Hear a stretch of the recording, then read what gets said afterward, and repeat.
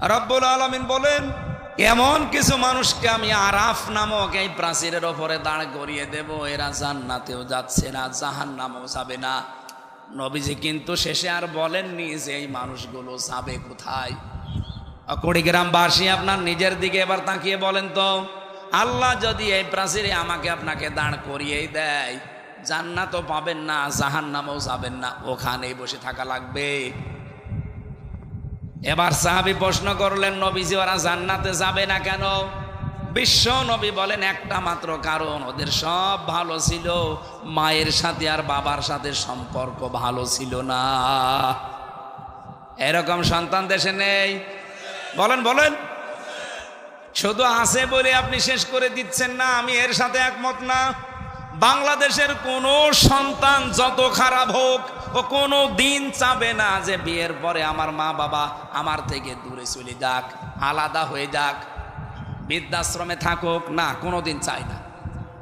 এটা চাওয়ার পেছনে যারা ভূমিকা পালন করে তারা হচ্ছে আপনার বউ। এ এলাকায় মনে হয় এখনো শুরু হয়নি। সম্মানিতা মা বোন যারা এসেছেন, আপনারা খালি আমাকে দোষারোপ করেন যে হুজুর আমাদের পেছনেই শুধু লেগে থাকে। আপনাদের ভালোবাসি আমি বেশি। ভালো করে শোনেন, প্রত্যেকটা সন্তান তার মায়ের সাথে বাবার সাথে জড়িয়ে থাকা জিনিসকে বেশি ভালোবাসে। এই জন্য মানুষের স্বভাবই এইটা। আমার এই 33 বছর, এরপরও আমি বাড়িতে গেলে আমার মায়ের আঁচল ধরে থাকি। আমার মার কাছে আমি এই 33 বছরের সারা দেশ পরিচিত আমির হামজা না, আমি সেই ছোট্ট হামজায় আছি। কি কথা বলে না কেন? আপনি দেখেছেন যে 90 বছর মায়ের বয়স, 70 বছর ছেলের বয়স, মায়ের চাইতে ছেলে মাত্র 20 বছরের ছোট। এত বড় মুরব্বী ছেলেকে মা ধরে ছড়াচ্ছে, দেখেননি? এই যে থাপ্পড় মারে মা ছেলেকে, এটা কি আসলে থাপ্পড় না মায়া মহব্বত? এই মায়ের কাছে যত বড় ছেলেই হোক, 70 কেন, ওই ছেলের বয়স যদি 80 বছরও হয়, তাও মনে করবে আমার সেই ছোট্ট মকসেদ আলী আছে।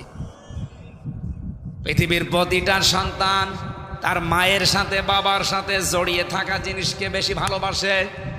এই জন্যে বৌমা যারা এসেছেন, পুত্রবধূ, তাদেরকে বলবো, যদি স্বামীর সত্যিই মন পেতে চান, যদি সত্যিই মনে করেন যে স্বামী আমাকে মন থেকে ভালোবাসুক, তাহলে আপনি এই স্বামীর মায়ের আপনার শাশুড়ির মেয়ে হয়ে যান। যত কাছাকাছি থাকতে পারবেন, তার খেদমত যত বেশি করবেন, তার সাথে যত মিশে থাকতে পারবেন, তত বেশি আপনি স্বামীর কাছে দামি। আর যদি মা বাবার সাথে সম্পর্ক আপনার ভালো না থাকে, শাশুড়ির সাথে যদি দাঁড় কোমড়ার মতো সম্পর্ক হয়, এই ছেলেটা হয়তো আপনার ওই সন্তানের কারণে, ছেলে মেয়ের কারণে আপনাকে কিছু বলতে পারে না, কিন্তু মনে মনে সে মানসিক রোগী হয়ে যায়। এরকম রোগী আছেন কারা? হাত তোলেন তো। এই এলাকা তো ভালো, অনেক ভালো। কুড়িগ্রামবাসী, বিশেষ করে মেয়েরা যারা এসেছেন, আপনাদের আমার একটাই ওয়াজ, শুধু নামাজ পড়ে রোজা রেখে কালো বোরকা পরে জীবনও জান্নাত যেতে পারবেন না। আপনার সবচাইতে বড় দায়িত্ব আল্লাহর বিধানের পরে আপনার স্বামী। আপনার স্বামী যেটা জায়েজ, ওইটা যদি পছন্দ করে, আপনাকে ওইটা জীবন দিয়ে হলেও পছন্দ করা লাগবে। আমি নিজে একজন স্বামী, যত স্বামী আছে এখানে, প্রত্যেকটা স্বামীর পক্ষ থেকে আমি বলতে পারি, প্রতিটা স্বামী আমরা চাই আমি গরিব আর ধনী হই, আমার মা বাবা আমার সাথে থাকবে। এটা চান না? 100টার 98টা বউ এটা চাই না, নাকি বেশি বলে ফেললাম? কি এটা জায়েজ কাজ? আর আমি নিজে পছন্দ করি, আমি চাই, আপনি এটা চান না কেন? আপনার বাবা আমার কাছ থেকে কি টাকা নিয়ে এসে দেওয়া লাগে? আমার খেয়ে থাকি না খেয়ে থাকি, আমার 25 বছর আমার পেছনে শ্রম দিয়েছে বিনা স্বার্থে। এই মা, এই বাবা, এরা আমার সাথে থাকবে। আমি যদি পান্তা ভাতও খাই, তারা তাই খাবে। কিন্তু আমি পারি না, শুধু আপনার কারণে। আপনি খালি কানের কাছে মুখ নিয়ে বলেন, এ বুড়ি বুড়ি যদি বাড়ি থাকে তোর ভাত খাবো না। শেষ পর্যন্ত বাধ্য হয় অনেক ছেলে মা বাবাকে হয় আলাদা করে দেয় অথবা বৃদ্ধাশ্রমে রেখে আসে। সেদিন কিশোরগঞ্জে ছিলাম, একটা বৃদ্ধাশ্রমে আমার নিয়ে গেল দেখার জন্যে। দেখি এইদিকে 25 জন বাবা, এইদিকে 25 জন মা চেয়ার নিয়ে বসে আছে। আমি দেখতে যাব, এই জন্যে কর্তৃপক্ষ বলেছে হুজুর আসতেছে, আপনারা বসেন। একটার সাথে আর একটা কথা বলছিলাম যে কি এদের মনের দুঃখগুলো।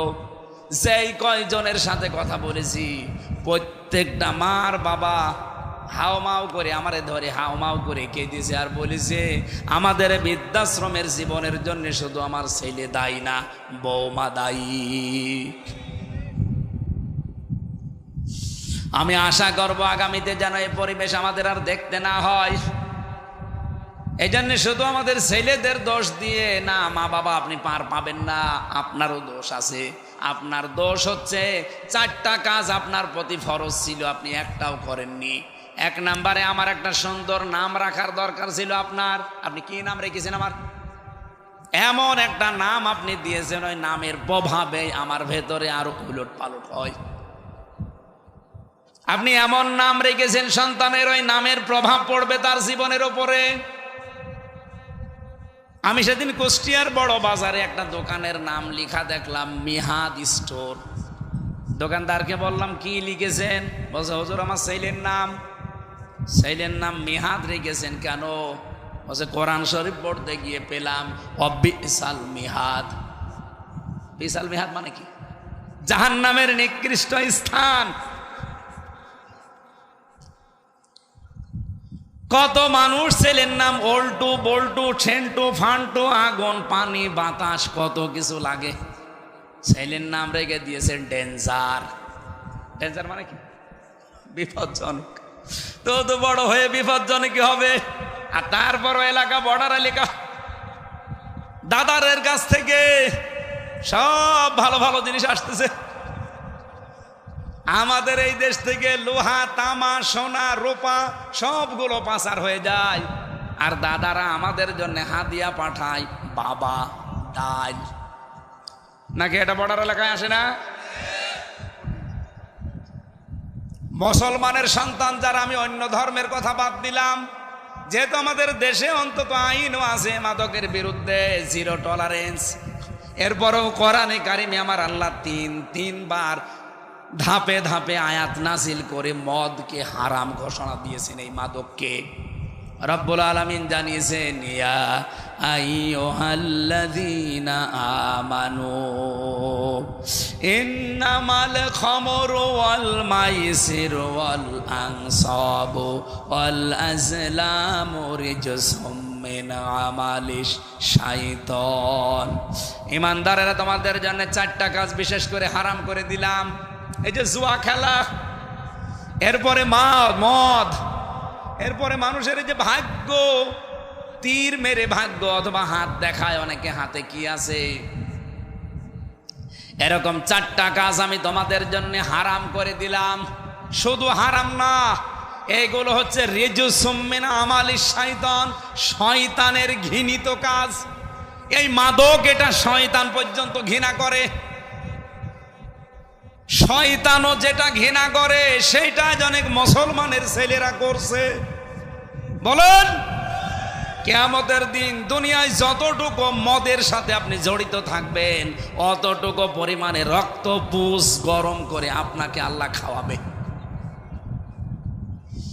শুধু খাওয়ালেই তো হয়ে যায় না, কোরআন বলছে এটা মুখের ভেতরে দেওয়ার সঙ্গে সঙ্গে যত কিছু পেটের ভেতরে আছে সবগুলো নাড়ি ভড়ি পায়খানার রাস্তা দিয়ে সব বের হয়ে যাবে। আশা করছি এই সমস্ত কাজে যদি কোনো মুসলমানেরা থাকেন, এই মুহূর্তে জীবনের মতো তওবা করে ফিরে আসেন। আপনার জন্য প্রশাসনের রাত দিন ঘুম হারাম হয়ে যাচ্ছে। কি দায় পড়েছে তাদের আপনি খারাপ হয়ে গেলে? দায়িত্ব এতটুকু যে রাষ্ট্র তার দায়িত্ব দিয়েছে, তারা হিমশিম খেয়ে যাচ্ছে। আশা করছি আপনি আজকে থেকে ফিরে থাকার চেষ্টা চালাবেন। আল্লাহ কবুল করুন, আমিন। তাহলে আরাফ নামক স্থানে আল্লাহ জাহান্নামে দেবে তাদের যারা মা বাবার অবাধ্য সন্তান। 2 নম্বরে তারা জাহান্নামেও যাবে না, জাহান্নামে যাবে না কেন? নবীজি বলেন এই মানুষগুলো আর যাই করুক জমিনে দিন কায়েম করার জন্য তাদের চেষ্টা প্রচেষ্টা ছিল সর্বাগ্যে। সুতরাং দিন কায়েমের জন্য যদি আপনার চেষ্টা থাকে আর যাই হোক আপনি জাহান্নামে যাবেন না। কিন্তু দিন কায়েমের কথা বললে এই পৃথিবীতে সবচাইতে বেশি মন খারাপ হবে, খারাপ লাগবে, কষ্ট পাবে, রাগ করবে কারা? কাবুর আলাল মুশরিকিনা মা তাদউহুম ইলাইহি। সূরা সূরা 13 নম্বর আয়াতের শেষের দিকে আছে প্রায়। আল্লাহ পাক বলেন, হে নবী আপনি যেদিকে ওদেরকে ডাকেন যে দিন কায়েম করো, ব্যক্তি পরিমাণ সমাজ রাষ্ট্রে আল্লাহর বিধান প্রতিষ্ঠা করো, এটা বললে তো সব চাইতে বেশি খারাপ লাগে মুশরিকদের। এই বাংলাদেশের 64 জেলার 630টা থানায় আমি কম বেশি গেছি, যেখানে এই দিন কায়েমের কথা বলেছি এত বছর, কোন মুসলমান রাগ করে নাই। করেছে যারা, এই আয়াত দ্বারা বোঝা যায় তারা কোনো না কোনো শিরিকে লিপ্ত, তারা মুশরিক। কথা বলেন। দিন কায়েমের কথা শুনলে রাজনীতির গন্ধ খোঁজে, দিন কায়েমের কথা শুনলে হুজুরের উপরে রাগ করে তারা, ওরা আর মুসলমান নেই, ওরা মুশরিক। এই জন্য আল্লাহ কাবুর আলাল মুশরিকিনা দিয়েছেন মা তাদউহুম ইলাই। আপনি যেদিকে ডাকেন ওদিকে তো সবাই আসবে না, মন খারাপ করে থাকবে তারা যাদের ভেতরে শিরিক আছে। আর শিরিক যারা করে তারা কি বলেন বলেন? এই 1 তারিখের জরিপ পেয়েছিলাম, আজকে 2 তারিখ না, 31 তারিখের, 31শে আগস্টের একটা জরিপ পেয়েছি। এই বাংলাদেশের 18 কোটি মানুষের ভেতরে মাত্র 7 কোটি 20 লাখ মানুষ চাই, 100% মানুষ বলতে বাধ্য হবে আমরা দিন কায়েম চাই। রাজবাড়িতে একজনের বাড়ি, ওনার নাম গোবিন্দ চন্দ্র পরামানিক, হিন্দু মহাজোটের মহাসচিব। লোকটা কয়েকদিন আগে ঘোষণা দিয়েছে বাংলাদেশে 54 বছর তো ছাতা বহু কিছু দেখলাম, এবার আমরা এই দেশের রাষ্ট্রীয় ব্যবস্থায় ইসলামকে দেখতে চাই। এমনকি সে সরাসরি নাম ধরেই বলেছে যে আমরা জামাত ইসলামীকে দেখতে চাই। তাহলে এই দেশে কোনো সংখ্যালঘু নির্যাতন হবে না। একটা হিন্দু যদি আশায় বুক বেঁধে সামনে এগিয়ে আসতে পারে, আপনার কি হয়েছে? আপনি নামের আগে মুসলমানের মোহাম্মদ লেখেন, আবার আগাও ছোটবেলায় কেটে রেখেছেন। আসেন না একবার দেখি আল্লাহর বিধানটা সংসদে একটু নিয়ে যান। 5 বছর লাগবে না, মাত্র আমি গ্যারান্টি দিলাম 2 বছর যদি এইটা দিয়ে চলে এই দেশ মিনি জান্নাত হয়ে যাবে। কোনো ভয় থাকবে না আপনার মনের ভেতরে। রব্বুল আলামিন বলেন, ইয়া বানি আদামা, হে বনি আদম সন্তান, ইম্মা ইয়াতিয়ান্নাকুম রাসূলুম মিনকুম, যদি তোমাদের কাছে যে রসুলগুলো এসেছে, ইয়াকুসুনা আলাইকুম আয়াতি, যারা তোমাদের কাছে আমার আয়াতগুলো এভাবে বর্ণনা করে করে শোনায়, বলেন তো এখন কি রসুল দুনিয়ায় আছে? আছে। এই যে রসুলুন দিয়েছেন আল্লাহ, রসুল না দিয়ে রসুল দিয়েছেন বহু বছর। রসুল যদি এখন নাই থাকবে তাহলে রসুলুন দিলেন কেন বহু বছর? রসুল দিতে পারতেন। কিয়ামত পর্যন্ত রসুল আসবে না, নবী আসবে না, কিন্তু নবীর নায়েবে রসুলরা আসবে, তারা আলেম। কথা বলেন না কেন? আল ওলামা ওয়ারাসাতুল আম্বিয়া, ওলামারা হচ্ছে আলেমরা নবীর নায়েব, উত্তরাধিকারী, স্থলাভিষিক্ত। এরা যখন ইয়াকুসুনা বর্ণনা করবে তোমাদের সামনে আয়াতি, আমার আয়াতগুলো, এগুলো শোনার পরে তোমাদের ভেতরে যে বা যারা ফামানিত্তাকা, সংযত হবে, ওয়াসলাহা, নিজেদের জীবনকে যারা সংশোধন করে নিতে পারবে, ব্যক্তি পরিবার সমাজ রাষ্ট্রগুলো সংশোধন করবে, ফালা খাউফুন আলাইহিম ওয়ালা হুম ইয়াহজানুন, কোনো ভয় নেই তাদের, কোনো চিন্তা নেই। এই গ্যারান্টি কার? এই গ্যারান্টিটা এবার আমরা দেখতে চাই। বহু মানুষের কথা আমরা শুনেছি, কিন্তু কথা মতো কাজ পাইনি। বাবা কথা দিয়েছিল, চাচা কথা দিয়েছিল, স্বামী কথা দিয়েছিল, কথা বলেন না কেন? কোরআনের কথায়ও এরকম ভেজাল আছে। আছে? আহ্বান জানাচ্ছি সবাইকে, এটা রেকর্ড হচ্ছে, সারা দেশে যাচ্ছে। এবার একটু আপনি দেখার জন্য হলেও দেখে, একটু টেস্ট করি। আমরা তো গ্যারান্টি দিচ্ছি 5 বছরও লাগবে না। মালয়েশিয়া দাঁড়িয়ে যেতে 21 বছর লেগেছে। 2004 সাল থেকে তারা এভাবে দাঁড়াচ্ছে, এখন 25 সাল। 21 বছরে এই দেশটা দাঁড়িয়ে গেছে আজ বিশ্বের মানচিত্রে। আর আমরা 54 বছরেও দাঁড়াতে পারি নাই। শুধুমাত্র এই 1628 জন মানুষ ওমরের মতো বানানো দরকার। ইসলাম পন্থে যারা আছে, বিশেষ করে জামাত ইসলামী, আমি বিশ্বাস করি এদের এই 1628 জন মানুষই এরকম যোগ্য এবং সৎ আছে। কথা বলুন। তারা 2টা মন্ত্রী ছিল, 4 আনা দুর্নীতি পাওয়া যায়নি। 2টা মন্ত্রী, 4 আনা দুর্নীতি পাওয়া যায়নি। 350 উপজেলা চেয়ারম্যান ছিল, 1000-এর ওপরে তাদের ইউনিয়ন চেয়ারম্যান ছিল, 1500-র উপরে মেম্বার ছিল। এতগুলো মানুষের জীবন সারা বাংলাদেশে আপনি একটু জরিপ চালান, 1টা টাকা দুর্নীতি তাদের নেই। সাতক্ষীরার এক চেয়ারম্যান ইউনিয়নের, আমি নিজে দেখেছি, লোকটা 10টা থেকে 4টা পর্যন্ত কাজ করে ইউনিয়নে, আর বিকাল 4টা থেকে রাত 8টা পর্যন্ত তরকারি বিক্রি করে। আপনি আল্লাহর ওলি খোঁজার জন্য চলে যাচ্ছেন আটরশি, আল্লাহর ওলি খোঁজার জন্য চলে যাচ্ছেন বরিশাল, আল্লাহর ওলি খোঁজার জন্য চলে যাচ্ছেন সিলেটে। কে বলেছে আল্লাহর ওলি তো ওই লোকটা যে তার কর্মজীবনে সঠিক। জামাত ইসলামী বাংলাদেশের যে কোনো দোষ থাকতে পারে, মিথ্যা সত্য মিলিয়ে, কিন্তু এই দোষ এই দেশে কেউ দিতে পারে না যে জামাতের লোক মেরে খায়, এরা চাঁদাবাজি করে। কথা বলা লাগবে, গ্যারান্টি আছে এদেশে নেই। শিবিরের ওপরে যে 2টা দোষ দেওয়া হয়েছে, তাহা মিথ্যা। বলা হয় যে তারা রগ কাটে। 1977 সালে তাদের প্রতিষ্ঠা, এই 25 সাল পর্যন্ত, আজ পর্যন্ত শিবির রগ কেটেছে, আমার দেখা তো নেই, জানাও নেই।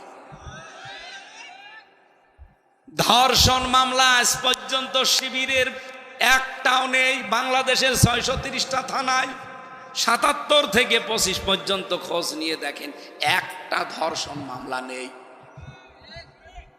অথচ কত দোষ এদের উপরে দেওয়া হয়, আমরা নাকি নারী বিদ্বেষী। আরে ভাই, এই বাংলাদেশে সবচেয়ে বেশি নারীদেরকে সম্মান দেই আমরা। একজন তো কয়েকদিন আগে ঘোষণা দিয়েছে, আমরা যদি পাশ করি, সামনে হলগুলোতে মেয়েদের হলে ছেলেরা যাবে, দেদারসে কোনো অনুমতিও লাগবে না। একটা কথা হইল।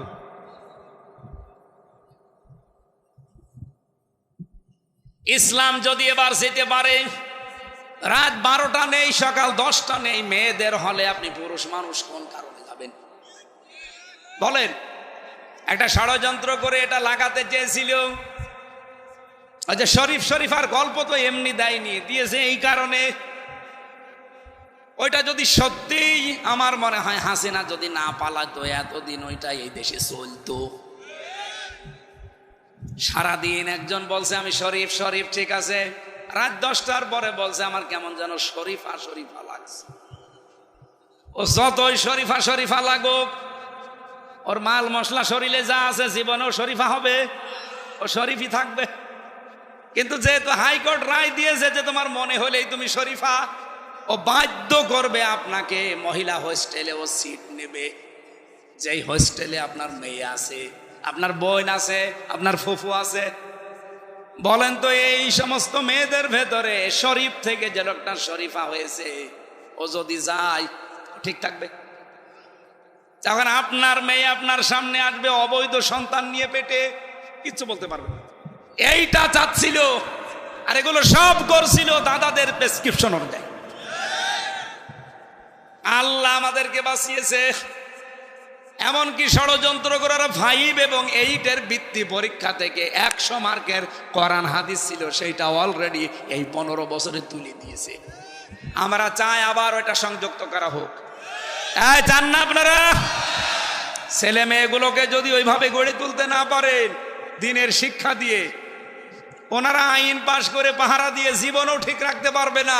বাধ্য হবে আপনার সন্তান কিছুদিন পরে আপনাকে হয় মাদকের মামলায় আপনি সহ সন্তান জেলে যাবেন, অথবা আপনাকে বৃদ্ধাশ্রমে রেখে আসবেন। আমরা আশা করছি আমাদের শিক্ষা ব্যবস্থা 1 থেকে মাস্টার্স পর্যন্ত 100 মার্কের কোরআন যেন দেওয়া হয়। সেদিন একটা সেমিনার ছিল, তারেক জিয়া সাহেবের ঘনিষ্ঠ যারা, একেবারে ঘনিষ্ঠ, তাদের 2 জন, এবং এদেশে ইসলামপন্থী যারা আছে সবগুলো আমাকেও ডেকেছিল। ঢাকাতে একটা সেমিনার হয়েছে এইভাবে যে আমরা আগামীতে চাই 1 থেকে মাস্টার্স পর্যন্ত কোরআনে কারিমের 100 মার্ক মাস্ট বি পার্সোনাল থাকা লাগবে, এবং এর জন্য আলাদা আলাদা শিক্ষক দেওয়া লাগবে। একটা কলেজের যদি 25 জনের বেতন হয়, একটা ধর্মীয় শিক্ষকের বেতন হবে না? বলেন। কলকাতার মতো জায়গায় হিন্দু মমতা ব্যানার্জি সেই মসজিদের ইমাম, মুয়াজ্জিন, খাদেমকে বেতন দেয় সরকারিভাবে, আর বাংলাদেশে আমরা 92% মুসলমান, পারি না। পারবো কি করে? সব তো আল্লাহর ওলিরা পাচার করে, কেউ বেগম পাড়া, কেউ সাহেব পাড়া। আল্লাহর খেলা উল্টা, কেউ থাকতে পারে না। এই তো বাইরের দেশে গিয়েছিলাম, শয়তানরা থাকতে পারে না। যে হোটেলে উঠেছি, নিচে নেমে দেখি 2 শয়তান চা খাচ্ছে। যে হুজুর দোয়া করেন, আমরা আগেই পালিয়েছি। একটু খেয়াল করে শুনবেন এই আয়াতটা, যদিও আপনি এর আগেও শুনেছেন, আমি নতুন ভাবে বলছি। রব্বুল আলামিন বলেন, কুল ইন কুনতুম তুহিব্বুনাল্লাহা ফাত্তাবিউনি ইউহিব্বুকুমুল্লাহ। নবী, আপনি দুনিয়ার মানুষকে বলেন, যারা এ কথা বলে আল্লাহ তোমাকে ভালোবাসি, এ দাবি আমাদের নেই। কথা বুঝতেছেন ভাই? এটা ক্লাস চলছে। এ দাবি আমাদের আছে কিনা বলেন তো, যে আল্লাহ তোমাকে ভালোবাসি? যারা এ কথা বলে আল্লাহ তোমাকে ভালোবাসে, তাদেরকে আপনি বলেন আল্লাহ তোমাকে ভালোবাসি, এ কথা বলার দরকার নেই। আমাকে যদি কেউ ভালোবাসার প্রমাণ দিতে চায়, সে যেন আপনার অনুসরণ করে। আমি কোরআন শরীফ ছেড়ে দিলাম আপনার কাছে। পৃথিবীতে যত মানুষ আছে, যদি দেখাতে পারেন সূরা আলে ইমরানের 31 নম্বর আয়াতে যে আল্লাহ বলেছেন আল্লাহকে যদি ভালোবাসতে চাও রসুলকে ভালোবাসো, দেখান। নেই। অথচ আমরা এইটাই শুনেছি এতদিন, যে আল্লাহকে ভালোবাসিয়ে দাবি যদি কেউ করে, সে যেন রসুলকে ভালোবাসে। কোথায় আছে আপনি? এখানে ফাত্তাবিউনি শব্দ আছে। তাবউন শব্দের শাব্দিক অর্থ হচ্ছে দেখে দেখে চলা। অধ্যক্ষ মকসেদ আলী সাহেব আমার সামনে দিয়ে হেঁটে যাচ্ছে, কতটুকু পায়ের ডিস্টেন্স রেখে পা ফেলতেছে, কিভাবে হাত নাড়াচ্ছে, কিভাবে মাথা দোলায়, ঠিক ওইভাবে দেখে দেখে চলার নাম তাবউন। আপনি এখানে হাব্বুন শব্দের অর্থ করেন কি করে? এখানে কি হাব্বুন আছে? আল্লাহ যদি ইউহিব্বুকুমুল্লাহ দিতেন, যে তোমাদেরকে যদি কেউ আল্লাহকে ভালোবাসিয়ে দাবি পূরণ করতে চাও, রসুলকে ভালোবাসো, আমার আল্লাহ বললেন রসুলকে যেন সে অনুসরণ করে। আমি আল্লাহ কি করব যেন অনুসরণ করলে? ইউহিব্বুকুমুল্লাহ, নিজেই তাকে ভালোবাসা আরম্ভ করব। আমি আল্লাহ তাকে ভালোবাসা আরম্ভ করেছি, এ কথা কিন্তু এখানে নেই। এটা মোজারে, বর্তমান, ভবিষ্যৎ, প্রেজেন্ট, ফিউচার। তার মানে এখান থেকে আল্লাহ আমাদেরকে শিক্ষা দিতে চান, আপনি যদি রসুলুল্লাহকে অনুসরণ আরম্ভ করেন, আল্লাহ আপনাকে ভালোবাসা শুরু করবে। কি কথা বলেন না কেন? আর আল্লাহ যদি কাউকে ভালোবাসা আরম্ভ করে, তার পুরস্কার 2টা, ওয়ায়াগফির লাকুম যুনুবাকুম। আপনার জীবনের একটা অপরাধও আল্লাহ রাখবে না। এই জন্য আল্লাহ জামবন না দিয়ে জুনুব দিয়েছেন। যত অপরাধ ছিল দুনিয়ায় সব আল্লাহ মাফ করে দিচ্ছে এবং দেবে। এক ফির এটাও মজারে। এবার আমার প্রশ্ন হচ্ছে, আপনি যে অনুসরণ করা আরম্ভ করবেন, তারপরে আল্লাহ আপনাকে ভালোবাসা শুরু করবে, আর ভালোবাসা শুরু হয়ে গেলে আপনাকে আল্লাহ মাফ করে দেবে। এ পর্যন্ত বুঝেছেন? এই জবাব দেওয়া লাগবে না? বোঝেননি, আমি জানি আপনি বোঝেন। আমার প্রশ্ন, আপনি যদি আল্লাহর ভালোবাসা আরম্ভ করতে চান, জীবনের সব অপরাধ মাফ করে নিতে চান, অনুসরণ করা লাগবে হামজাকে। কাকে? বলেন বলেন। এখন এই অনুসরণ কি আংশিক না পূর্ণাঙ্গ? আপনি নিজের দিকে তাকিয়ে বলেন। আপনার 3.5 হাত বডি থেকে, পরিবার থেকে আন্তর্জাতিক জীবন পর্যন্ত আপনি একটু চোখ বোলান, বলেন তো আল্লাহর রসুলের অনুসরণ হচ্ছে আমাদের আংশিক না পূর্ণাঙ্গ?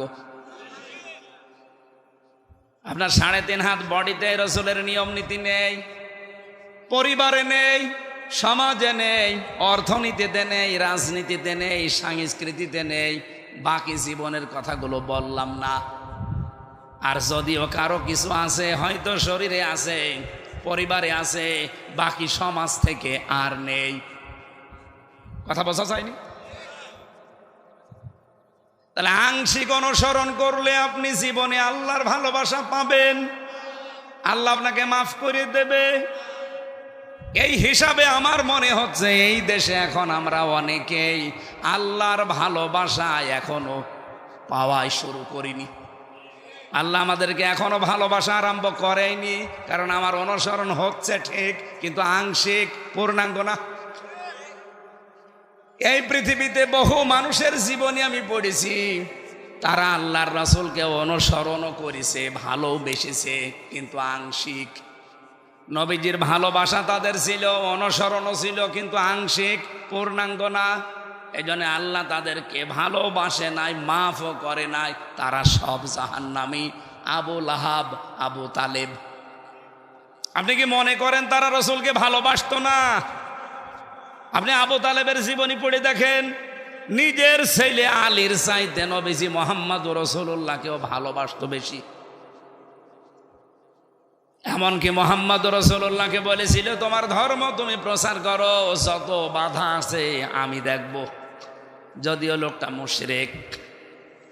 আর আবু লাহাব নিজের কাজের মেয়ে লোক, বাড়িতে দাসী সোয়াইবিয়া নামে যে মহিলা তার বাড়িতে কাজ করত, শুধু নবীর জন্মের কথা তাকে শুনিয়েছে, আনন্দে খুশি হয়ে আঙ্গুল 2টা দিয়ে মুক্ত করে দিয়েছে। যা, তার কিনে নেওয়া টাকা দিয়ে কাজের মেয়েকে এসে মুক্ত করে দিয়েছে। কত হাজার হাজার টাকা হতে পারে আপনি ভাবেন। ওই জামানায় গরু ছাগলের মতো মানুষ কিনতে পাওয়া যেত। কিনে নেওয়া মহিলাকে সে আজাদ করেছে রসুলের সুসংবাদ শুনে জন্মের। আপনি তো এত কিছু দিতে পারেননি। তারা রসুলকে ভালোবেসেছে, অনুসরণ জীবনে কোনো না কোনো জায়গায় করেছে, কিন্তু পূর্ণাঙ্গ না, আংশিক। এই জন্যে 2 জনকে আল্লাহ ভালো তো বাসেই নাই, মাফও করে নাই, জান্নাতেও দেবে না। সিস্টেম অপর পৃষ্ঠায় দেখুন, আরো 2 জন চাচার জীবনী পড়েছি, হজরতে আমির হামজা, হজরত আব্বাস রিদওয়ানুল্লাহি তাআলা আলাইহিম আজমাইন। এই 2 জন চাচা নবীকে ভালোবাসতো জান প্রাণ দিয়ে, এবং অনুসরণও করেছে পূর্ণাঙ্গ। এই জন্য আল্লাহ এই 2 জন চাচাকেও ভালোবেসেছেন এবং তাদেরকে মাফও করে দিয়েছেন। তাদের নামে কোরআনের আয়াত নাযিল হয়েছে, রাদিয়াল্লাহু আনহুম ওয়া রাদু আন। আল্লাহ যেমন তাদের উপরে খুশি, তারাও আমার আল্লাহর উপরে খুশি ছিল। জোরে বলেন সুবহানাল্লাহ। ও কুড়িগ্রামবাসী, বড় ভালোবাসি আপনাদেরকে। নিজের বিবেকের সাথে এখনই মিলিয়ে সিদ্ধান্ত নেওয়া লাগবে যে আজকে থেকে আমার অনুসরণ হবে শুধুমাত্র আংশিক না, পূর্ণাঙ্গ।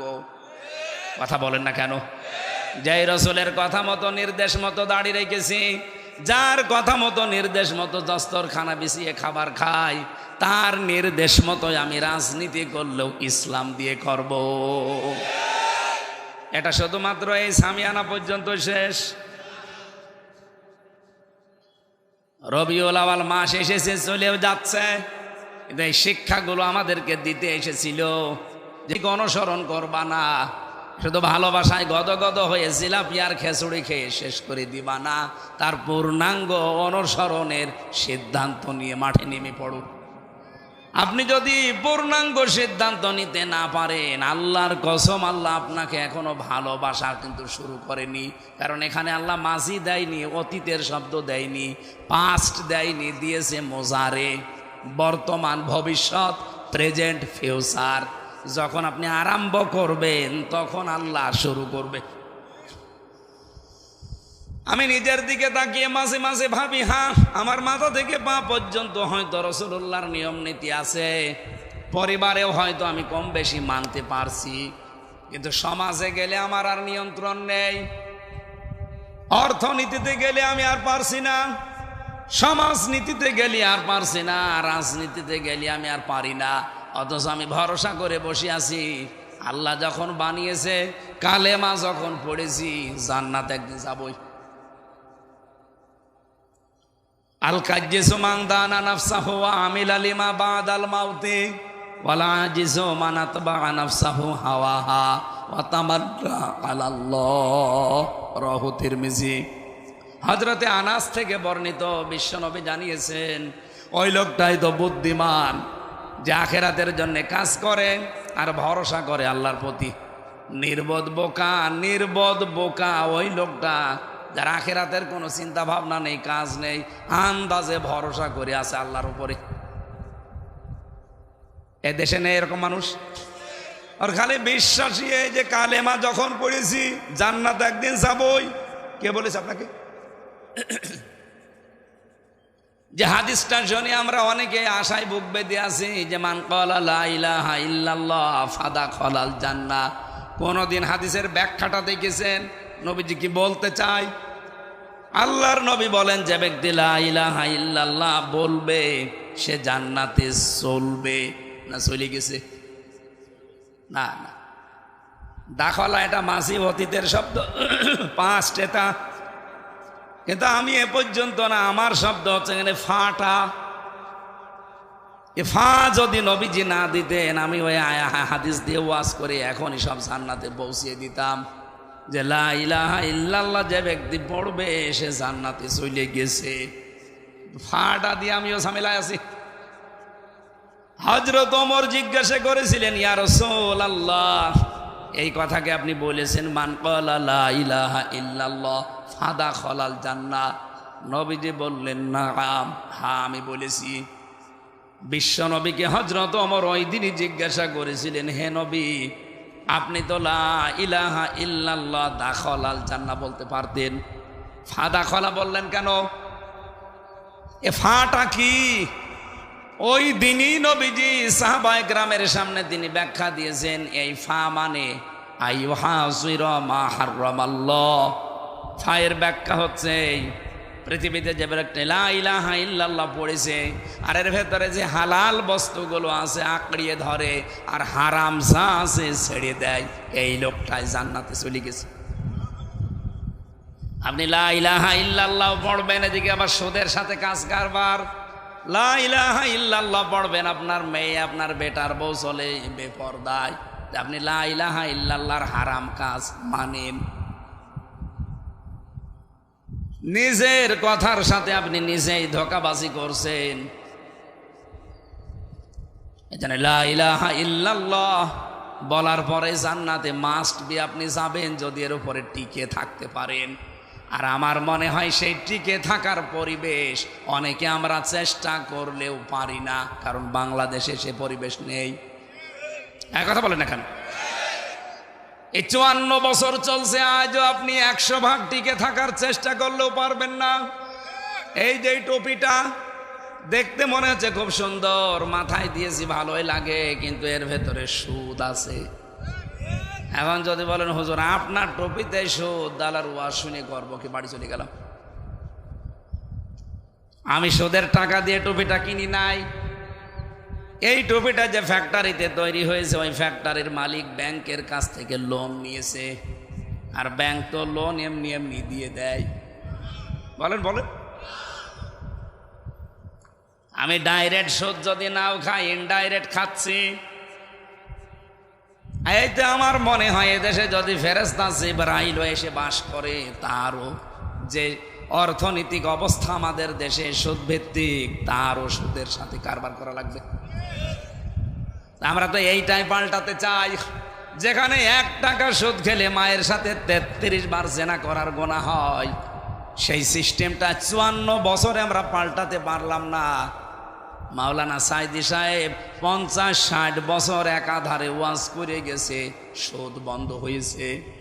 বলেন বলেন, সুদ বন্ধ হতো যদি আল্লামা সাইদির মতো 151 জন কোরআন বুকে নিয়ে সংসদে ঢুকতে বাধ্য। সুদ বন্ধ হতো, সুদের বাপ বন্ধ হতো। বলে সুদ ছাড়া ব্যাংক চলে না, চলে না মানে সৌদি আরবে চলছে না, মালয়েশিয়া চলছে না, ইসলামী দেশগুলোতে যে দেখেন, আফগানিস্তানে যান, সুদ ছাড়া যে ব্যাংক চলে তার প্রমাণ পৃথিবীতে আছে। আপনি চালাতে পারেন না, তার কারণ হচ্ছে আপনার অর্থনীতি সুদ দিয়ে ভরা।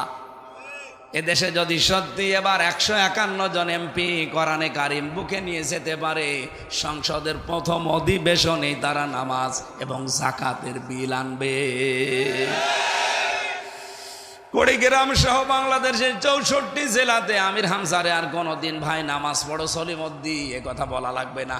সলিমউদ্দিন নামাজ পড়বে, ওর বাপ দাদাও পড়বে। যাকাত মানুষ নিজের দায়িত্ব নিয়ে দিয়ে আসবে, নয়তো ওর পরের দিন মামলা হবে। ভালো ভালো কাজগুলো তারা আইন পাশ করে জারি করা হবে, অন্যায় কাজগুলো, অবৈধ কাজগুলো আইন পাশ করে বন্ধ করে দেওয়া হবে। তখন ওসি সাহেবদের মতো যারা আছে 8 ঘন্টার পরিবর্তে 16 ঘন্টা ডিউটি আর করা লাগবে না। 8 ঘন্টার ডিউটি আমার মনে হয় কমে 4 ঘন্টা হয়ে যাবে। খলিফাতুল মুসলিমিন হযরতে ওমর, তিনি প্রধান বিচারপতি, হযরতে আবু বকর সিদ্দিক হচ্ছে দেশের দায়িত্বে রাষ্ট্রপতি। 1 বছর পার হয়ে গেছে, কেউ একটা মামলা নিয়ে আসে না। একটা কেস করবে যে ওনার কাছে না, কেউ আসে না, কোনো বিচার নেই। হযরত ওমর যে বললেন, আবু বকর সিদ্দিক আপনি তো দেশের দায়িত্বে আছেন, আমিরুল মুমিনিন, খলিফাতুল মুসলিমিন, এক কাজ করেন, প্রধান বিচারপতির যে পদটা আছে এটা বাদ দিয়ে দেন, কারণ বেকার বেকার আমারে ভাতা দিয়ে বেতন দিয়ে কোনো লাভ নেই। কেন? 1 বছর আমি দায়িত্বে আছি, এই 12টা মাসের ভেতরে একটা মামলা আমি পাইনি, তে আমি কি বিচার করব? কেউ আসেও না, আমার মামলাও নেই, খালি আমি বসে থাকি। হযরতে আবু বকর বললেন, ওমর একটা বারের জন্য কি চিন্তা হয় না তোমার যে 1 বছর তোমার কাছে কোনো মামলা আসলো না কেন? উনি বলছে, হ্যাঁ আমি চিন্তা করে দেখেছি, যে এই দেশের দায়িত্বশীল মানুষটা এত সৎ। কি সৎ ছিল? আমি একটা হাদিস পড়েছিলাম না, ইদা কানা উমারাউকুম খিয়ারুকুম, যখন দেশের দায়িত্বশীল মানুষগুলো সৎ হবে, তারা নেককার হবে, ওয়াগনিয়াউকুম সুমাহাউকুম, যখন দেশের ধনী মানুষগুলো দানশীল হবে, ওমরুকুম শুরা বাইনাকুম, আর সব কাজ যখন পরামর্শের ভিত্তিতে করা হবে, ফাজাহারুল আরদি খায়রুল লাকুম মিন বাতনিহা, তখন কবরে যাওয়া লাগবে না, এই জমিনটাই তোমার জন্য জান্নাতের মতো হয়ে যাবে। ওয়াইদা কানা উমারাউকুম শিরারুকুম, যখন দেখবে দেশের দায়িত্বশীল মানুষগুলো, নেতাগুলো এরা খারাপ চরিত্রের, এই বাংলাদেশে এমপি হোস্টেল থেকে মেয়েদের কান্নার আওয়াজ আসে, এটা কি বাস্তব না অবাস্তব? ওয়াগনিয়াউকুম বখালাউকুম, দেশের ধনী মানুষগুলো যখন কৃপণ হয়ে যাবে, ওয়াউমুরুকুম ইলা নিসাইকুম, যখন দেশের সব কাজ মেয়েদের পরামর্শের ভিত্তিতে করা হবে, আস্তাকান রান্নাঘর থেকে সংসদ পর্যন্ত মেয়েদের পরামর্শের বাইরে আপনি কিছু করতেই পারেন না। আমি নিচে নামলাম না, ফাবাতনুল আরদি খায়রুল লাকুম মিন যাহরিহা, তখন নবীজি বলেন যে কবরে চলে যেও, দুনিয়ায় থাকার দরকার নেই, কারণ এই দুনিয়ার জমিনটার চাইতে কবরের জমিন তোমার জন্য নিরাপদ। আমার তো মনে হচ্ছে সেই সময়ের ভেতরে আমরা আছি। কথা বলে না কেন? হযরত ওমর বলে, খলিফা আপনার মতো মানুষ দেশের দায়িত্বে, আমি তো আপনাকে চিনি, আপনি এই খেলাফতের দায়িত্বে, রাষ্ট্রপ্রধানের দায়িত্বে থাকাকালীন আপনার ছেলে আপনার কাছে একবার বলেছিল যে বাবা আমি পায়েস খেতে চাই। দেশের প্রধানমন্ত্রীর ছেলে বলছে বাবা আমি পায়েস খেতে চাই। মায়ের কাছে যাবার পরে মা বলছে এই মাসের বেতনটা একটু আগে আগে নিয়ে আনবেন। এই মাসে তো আমাদের বেতন দেবে মনে করেন 12,000 টাকা, এই ভাতার টাকাটা আগে থেকে নিয়ে আসেন, আগামী মাসে নেওয়া লাগবে না। অন্তত একটা আশা করেছে ছেলে তারে খেতে দেওয়া লাগবে। অনেক বলছে আমি একটু বলে দেখি। অর্থমন্ত্রী যিনি ছিলেন তার কাছে যে বললেন আমাকে আগামী মাসে তো বেতন দেবেন, ওই 12,000 টাকা মনে করেন আমারে আগে দিয়ে দেন, আগামী মাসে আমারে টাকা দেওয়া লাগবে না।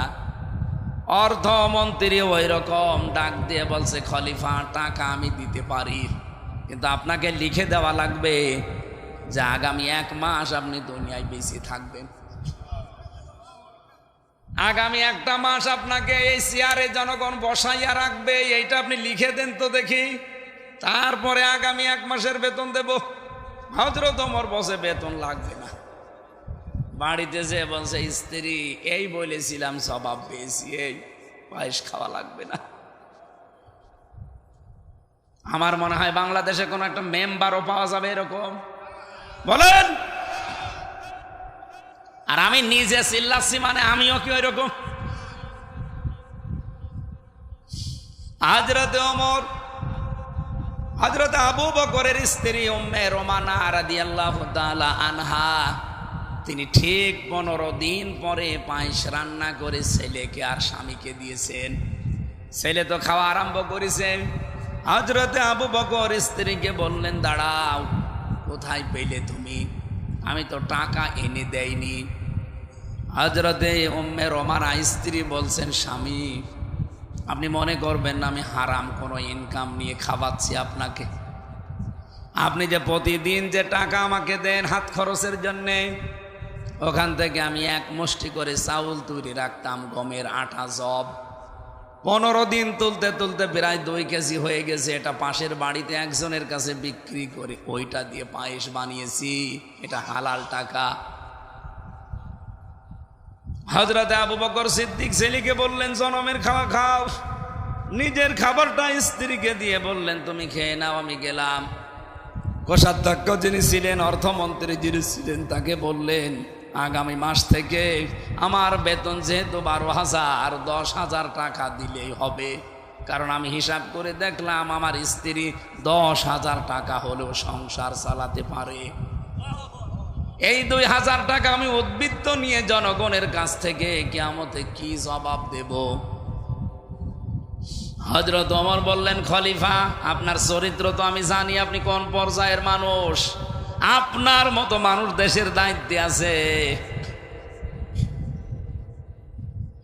আমার মনে হয় এটা শুধু ইতিহাসের পাতায়, হাদিসের পাতায় পড়েছি, এই বাংলাদেশে আমরা নিজের চোখেও দেখেছি।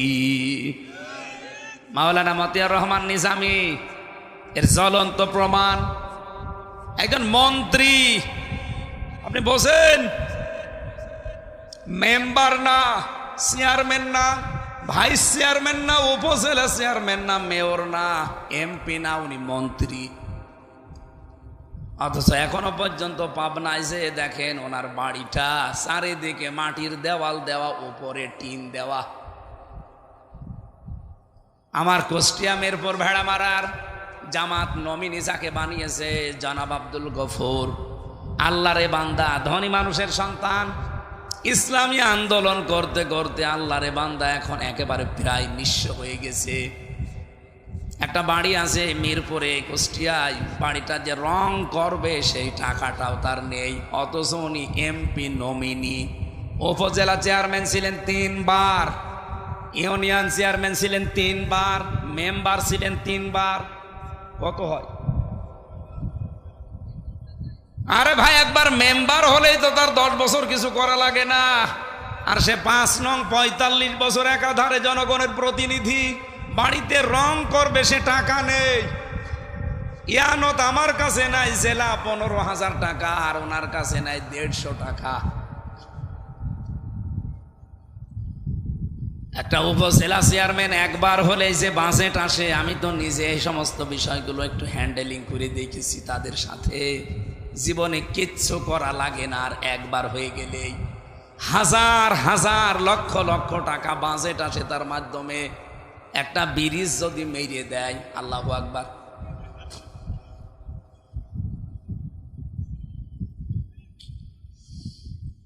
আমি যখন চুয়াডাঙ্গায় পড়তাম দর্শনা, এই যে চিনির মিল, চিনি আসে, এই জেলায় চিনির মিল আছে নেই? দেওয়ানগঞ্জ আছে। সব চাইতে বড় চিনির মিল এই বাংলাদেশে চুয়াডাঙ্গার দর্শনা কেরুস মিল। এত বড় বিশাল মিল আজ পর্যন্ত কোনোদিন লাভের মুখ চোখে দেখেনি। প্রতি বছরে লস হয়। শুধু একবার লাভ হয়েছিল, যেবার শিল্পমন্ত্রী ছিল মাওলানা নিজামী। এমনি হয়নি, উনি এমন একজন সৎ এমডি কে পাঠিয়েছিলেন যে দায়িত্ব দিয়ে সঠিকভাবে পালন করলে ওখান থেকে লস না লাভ হয়। তার প্রমাণ এইটা। আমি তখন ওখানে পড়তাম, আমি দেখেছি নিজের চোখে। রাত 2টার সময় এসেছে উনি, ঢাকা থেকে ওনারে পাঠিয়েছে মাওলানা নিজামী গোপনে যে যান, এতদিন তো লস হয়, এবার দেখি ওখানে লাভ বের করা যায় কিনা। আল্লাহর বান্দা ওখানে রাত 2টায় পৌঁছিয়েছে। দারোয়ানকে পরিচয় দেওয়ার পরে দারোয়ান তা ভয়ে ঘাবড়িয়েছে। দারোয়ানকে বলছে, তোমার ডিউটি কয়টা পর্যন্ত? এই কয়টা। ঠিক আছে, তোমার পোশাকটা একটু খুলে দাও। ওনার পোশাক খুলে নিজের গায়ে নিয়েছে, আর ওনার যে জামা ছিল হাফ জামা, ওইটা বলছে তুমি এইটা পরিধান করে তোমার ওই যে ঘর আছে ঘুমিয়ে পড়ো, বাকিটা আমি দেখছি। ফজরের নামাজ পড়েছে আল্লাহর বান্দা, ড্রাইভারকে দিয়ে গাড়ি বাংলোতে পাঠিয়ে দিয়েছে। ফজরের নামাজ শেষ করার পরে দারোয়ানের পোশাক, সকাল থেকে ডিউটি শুরু, সবাই আসতেছে একটা একটা করে, দরজা খুলে দিচ্ছে। 10টা পর্যন্ত খুলে দিয়েছে।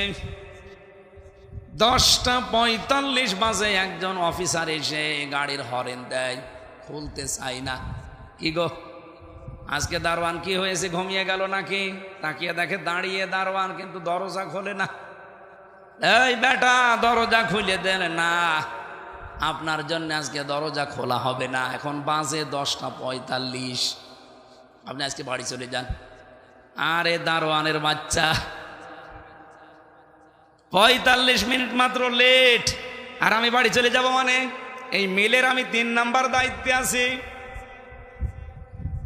উনি বলছে, আপনি যত বড় দায়িত্বে থাকেন না কেন, আমিও নতুন এসেছি, আপনাকে আমি ঢুকতে দেব না, কারণ আপনার 45 মিনিট লেট। 10টার আগ পর্যন্ত আমি সবাইকে ঢুকিয়েছি, 10টার পরে যারা এসেছে বার্গেনিং করে হলেও ফেরত দিয়েছে। বাবা মা তুলে যখন কথাবার্তা আরম্ভ করেছে, বলছে ঠিক আছে স্যার আপনি যান। অনেককে তো ফেরিয়ে দিলাম, আপনার মুখের ভাষা যা, আর আপনার যা রোগ পাক, আপনার দ্বারা হবে না, যান আপনি। দারোয়ানকে বলছে, বেটা তোর পোশাক নিয়ে চলে গেছে ঘরে। অফিসে প্রবেশ করে ডাক দিয়েছে যে অমুককে একটু ডাক দেন। এসে দেখে ওই দারোয়ান, কিন্তু পোশাক আশাক উল্টা পাল্টা। ভেতরে যাবার পরে বলছে, স্যার, বলে আপনার সালাম দেওয়া লাগবে না, কারণ আপনার মুখে সালাম মানায় না।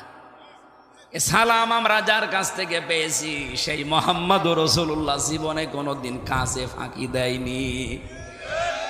আপনার যে দাড়ি, এত বড় বড় দাড়ি কেটে ফেলেন, আপনার মুখে দাড়ি মানায় না। কিসের জুব্বা গায়ে দিয়েছেন আপনি, মাথায় আবার পাগড়ি দেওয়া, আপনার জন্যে পাগড়ি না। এই পাগড়ি আপনার মাথায় থাকলে আপনি যে ফাঁকি দেন, আপনার জন্য রাসূলুল্লাহর বদনাম হবে। 1 বছরের ভেতরে এমন কড়াকড়ি, এমন টাইট করেছিল, ওই বছরেই এত দিনের মিল কোনোদিন লাভ হয়নি, এবার লাভের মুখ চোখে দেখেছে। দেশের নেতাগুলো সত্যি কথা বলছি, কোরআন সামনে নিয়ে, মাত্র 1628 জন মানুষ দায়িত্ব পালন করে এই দেশে। এই 1628 জন মানুষ যেদিন আবু বকরের মতো, ওমরের মতো হবে, এই দেশটা একটা মিনি জান্নাত হয়ে যাবে। আমার ভাইরা, যে কথা তুলেছিলাম আপনাদেরকে বলার জন্যে, আমাদের অনুসরণ যদি আজকে শুধু আংশিক করে আমরা শেষ করে দেই, রাজনীতিতে মানতে পারি না, রাষ্ট্রীয় জীবনে মানতে পারি না, পারিবারিক জীবনে মানতে পারি না, শুধু ব্যক্তিগত জীবন আরে এই 3.5 হাত বডিটা, তাছাড়া আমার আয়ত্তে আমার নিয়ন্ত্রণে কিচ্ছু নেই। আপনার এখন নিজের বিবেককে প্রশ্ন করে বলেন, আল্লাহ আমাদেরকে ভালোবাসা আরম্ভ করেছে না? কারণ আমাদের অনুসরণ তো পূর্ণাঙ্গ হচ্ছে না, আংশিক হচ্ছে। আমি একজন জীবনী পড়ছিলাম, ওর নাম আব্দুল্লাহ ইবনে উবাই। এ লোকটার পুরা জীবন আমি পড়েছি, কোনো ভুল আমার চোখে ধরা পড়েনি, শুধু একটা ভুল পেয়েছি। ওর মাথা থেকে পা পর্যন্ত রসুলের সুন্নত ছিল। আল্লাহর নবী একদিন শুধু বলেছিলেন যে আল্লাহর কাছে নাম প্রিয় আব্দুল্লাহ আর আব্দুর রহমান। মসজিদে নববীতে কথা শোনার পরে ও দৌড় দিয়েছে। বাড়িতে যে নিজের ছেলেকে ডাক দিয়ে বলছে, তোর নাম পাল্টিয়ে দিলাম আব্দুল্লাহ।